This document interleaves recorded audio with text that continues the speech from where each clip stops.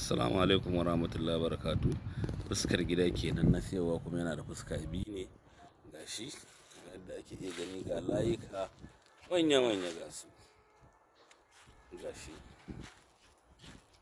nan gashi da yake gurin akwai security kuma ga 'yan vigilante can ma a ainihin wajen da suke.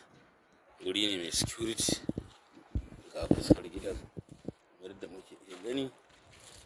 Ta ce wannan mu shiga ciki. Daki uku da falo ne, gashi kuma an gama komai. Gashi kuma driving ɗin za a iya sa 'yar mota haka. Gashi ga public toilet na kowa da kowa. Nan ga rijiya, za mu shiga falo mu a gurguje. Ga falo masha Allah tabarakallah. Falo ne babba. Gashi wannan ɗaki ne da toilet nan ga kitchen. Wannan shine kitchen ɗin gidan, tile daga sama har ƙasa. Ga wannan ɗakin wato wanda yake da toilet a cikinsa.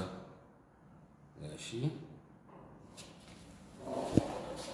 ga toilet ɗin za a sa na zama.